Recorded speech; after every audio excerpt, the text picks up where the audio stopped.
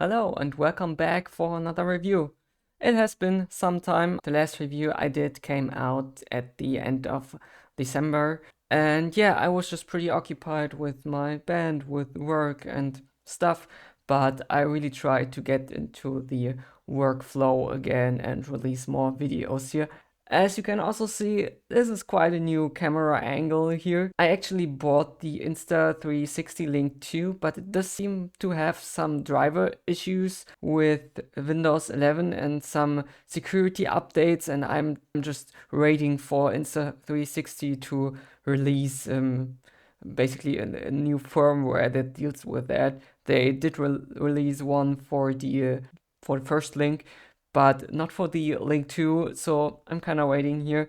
And in the meantime, I will use my Elgato Facecam MK2, which is a pretty good camera, better than my Razer Kio Pro that I used before. It just does not have autofocus. So this is basically a fixed camera angle depth-wise. And yeah, I think it's fine, but just so you know. And now let's start with the real intro of the review here. Ziigaat has become a pretty big name in the sci-fi world, and they recently released the Lush, which I thought I'm gonna buy and listen to since I haven't had any IM of them before. And yeah, no more intro here, let's just start with the review and build quality. I haven't had a Ziigaat IM before, but this one is built pretty well.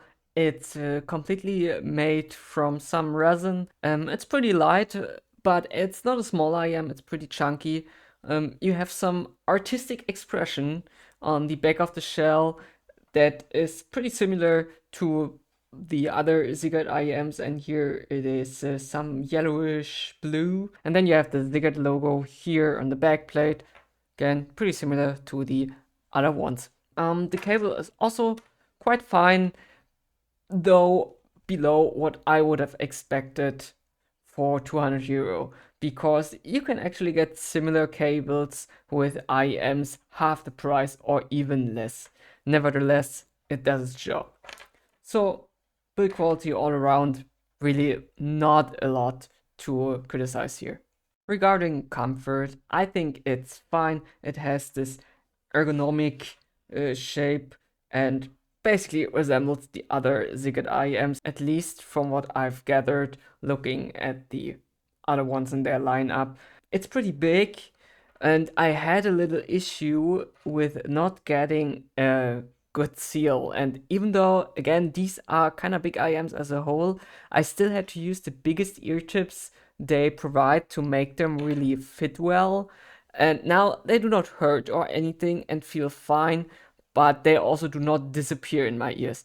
So I think comfort with these is okay. The included ear tips are also quite good and of quite good quality. But if you are sensitive with IMs being too big, or you already had some issues with them not sitting well, prepare to tip roll a bit here.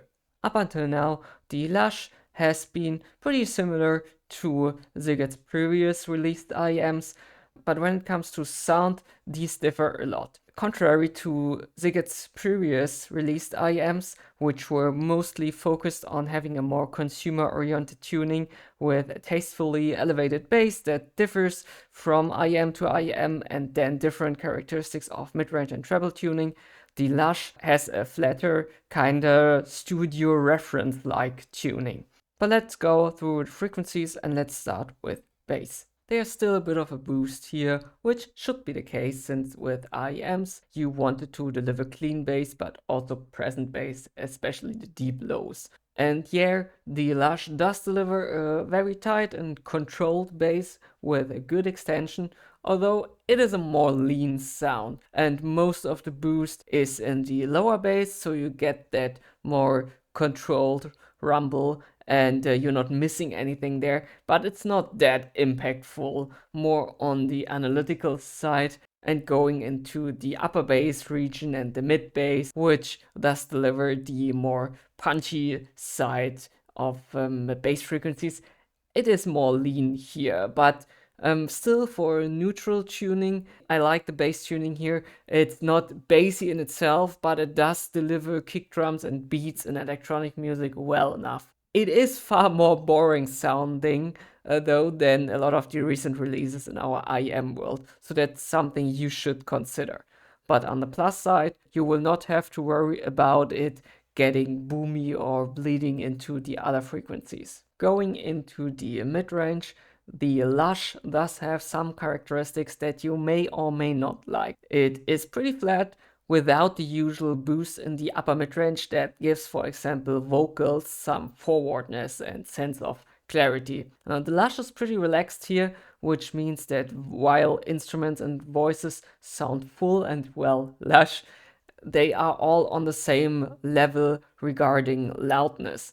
Because this is a very mid-range centric IEM without this clarity boost, it does have a tendency to sound a tiny bit boxy sometimes. It's a bit difficult to explain, but because everything is on the same level here, the mid-range as a whole feels forward and loud, but sometimes also kind of stuffed together a bit. Nevertheless, these are still resolving and clean sounding mids. Again, it's an intentional boring tuning, and I really like just how thick the mid-range sounds here. For example, guitars have a lot of heft behind them. They're still very natural and coherent, it just has the edge taken off its upper mid-range, which some listeners may not like because again, it makes it sound a bit less detailed and clear. But the overall fullness of a lot of instruments, because mid-range is kind of important for most things, kind of makes up for that. Because if you're not a fan of IEMs that have a more V-shaped tuning,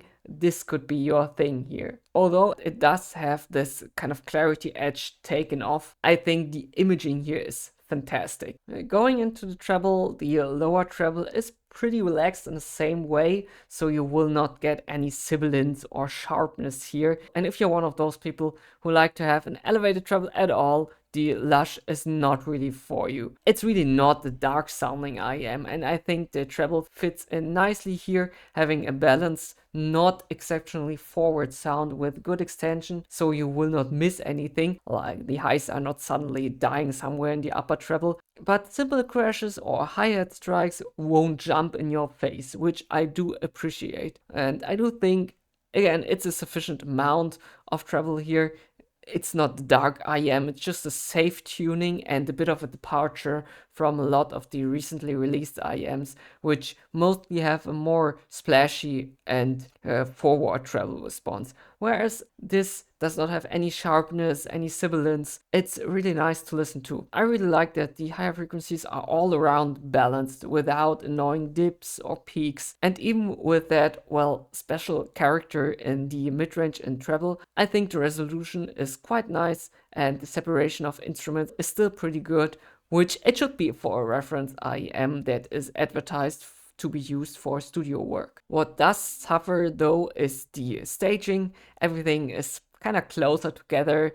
It doesn't really sound that deep, and the perceived level of smaller details hiding in the upper frequencies is again decreased because of the more laid-back mid-range tuning. You just have to listen a bit more for it, which again I do appreciate instead of having the 50th IEM with a treble boost. It does what Ziigaat is saying it should do, playing songs the way they were mixed and giving you a good sound reproduction for your own mixing work. Besides that, I do think that Ziigaat, I don't really know if I pronounced this name correctly, they did really well here making a safe sounding IEM with a good and resolving mid-range, no peaks, and an overall very coherent tuning. So that's it for this review. I hope you liked it.